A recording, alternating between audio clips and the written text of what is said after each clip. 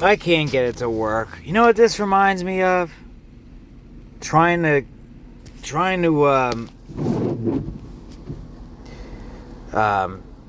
date a girl. I mean, it's just like one roadblock after another, and then it finally works for a little bit, and then boom, it stops working again. That reminds me so much of this one girl I knew. For real.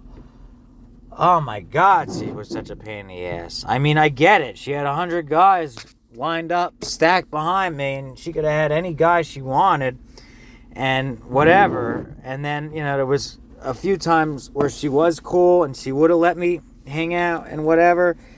And then, you know, a week later, she was like, nah, again. And it's just like, it's the same thing with this shit. It never cooperates. Why can't things just cooperate with me?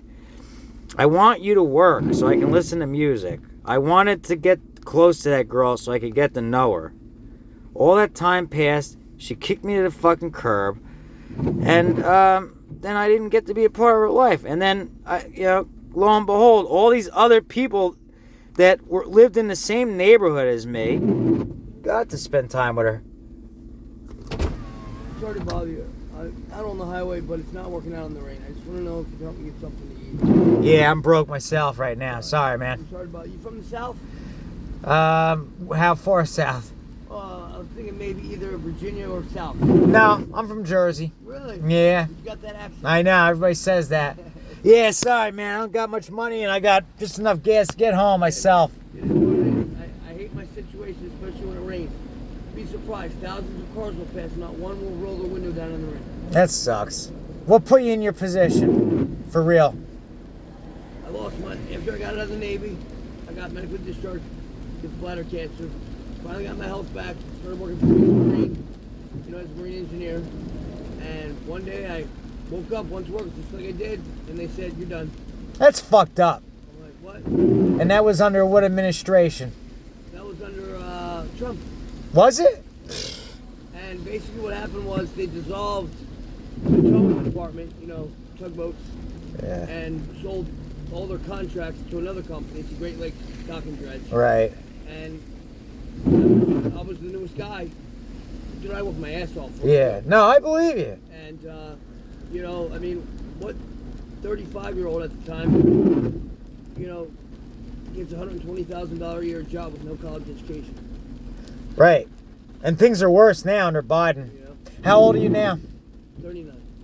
Yeah, because I got a friend that's homeless, but he got into drugs. Did you get into drugs? No, not yet. Not yet? None? Don't? No.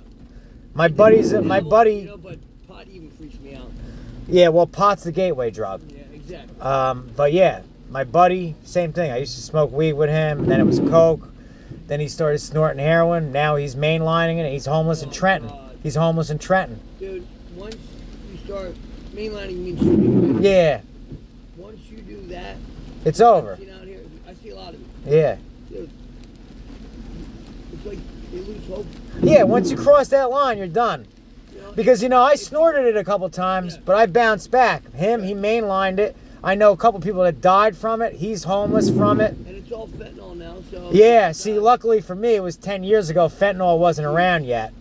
Well, So... This is, I'm not judging anybody. But No, it could happen to anybody. I know. Yeah. Dude, I tell you right now, I see lawyers Yeah. rolling up to... Oh, yeah, no, senators, too. Oh, yeah. Yeah, absolutely. It could happen to anybody. If it's to the point to where you have to shoot a drug into your vein because you want that feeling. And obviously it's got full control over his life because that's the only thing he cares about. He's homeless in Trenton. Hasn't bathed in a month, the report was. I mean, come on, man. That's fucked up. Trenton's not a safe place. It's just as bad as here, right? Maybe even worse. Well, I'm actually from Burlington. Okay. When I got in my situation, I needed to be close to VA hospital for my treatment for my bladder. Which was around here. So it's in East Orange. Okay. So I literally Googled the exact word for best place for become homeless and it popped up. But I'm always alone. The best way to be out here is alone. Did you find a place, at least at nighttime, you got some, a roof over your head? Because I know they're tearing down the old, down by Elizabeth, the Seth Boyden. Yeah, they're tearing that down right now. So, I stay over in West Kenny, there's a corner there. It's an old public housing building, but it's there's literally maybe an eighth of it left. Okay. But the guy who has the contract, you know, to do all the excavation and rebuilding of it, became real good friends with him. Right. I look out for the property, you Yeah. know, because you'd be surprised what people will do to an abandoned lot, dumping and stuff. Oh yeah. So I've been staying there, and you know, it's quiet. I'm by myself. You know, I have my little tent. I have my bed. Right. You know, I'm good. It's just when it rains, it's I don't know how to. It sucks. It's been 2 days. Yeah. It's Good nice. thing is tomorrow will be sunny. Oh, good. Yeah, Mother's Day. Is your mother around? Call my mother. Good. Thank you for letting me know. Yeah. But yeah, Seth Boyd, they're getting ready to knock that down. I know there's got to be at least 100 people in there. There was 54 of them. They told them to come, and I was just told this. I don't know if it's true or not. But you know, even though it's not their property and they're squatting there, they do have homeless rights. Right. And a lot of them did live there before it shut down. Exactly. That was another thing. They just shut it down. They couldn't afford, the city couldn't afford the maintenance on it, and they shut it down. And gangs were running it, and they were charging people $1 or $2 to get into their own apartment. It got fucked up. But that's the last of the brick buildings. They don't make nice brick buildings anymore like that. That was, you know, when they built that back in the 30s, it was a nice, clean place. I'm into old historic buildings. My house that I grew up in was built in 1867. That's what my dad and my mom. I was adopted with 9 other kids. But, like that's the love of their life is to take old properties and you know fix them up. And I just it's people like weird. Like I'll see an old building. I'll just stare at it. Yeah, I like them too. You The don't architecture. See, yeah, you don't exactly. Have you seen the Kruger Scott Mansion yet? Up at the top of the hill? Yeah, that one. They're renovating it right now. That's nice. I was so happy that they were going to knock it down. I know. Because, dude, it's kind of weird to see that mansion and then the building so close behind it. Right. So the developer bought the whole property, but you cannot knock that building down because it's part of the historic. Nope, they're renovating it. Yep, by next year, hopefully it'll be open. The mitigation for the asbestos. Oh, yeah. Oh, God, it's got to be expensive as hell. Oh, sure. Lead paint. But yeah, that was a historic building because it was a beer entrepreneur owned it first, and then the first black millionaire, the first female black millionaire owned it after him. And there was tunnels going to all the different buildings that he had to go to. Right. Yeah, there's a lot of historic landmarks around here. This used to be a beautiful city. When you go back from the 1950s and back, this was a beautiful city. And then I'm not judging. No, I know what you're gonna say. Yeah. But if you build low-income housing, you bring in that culture. Right.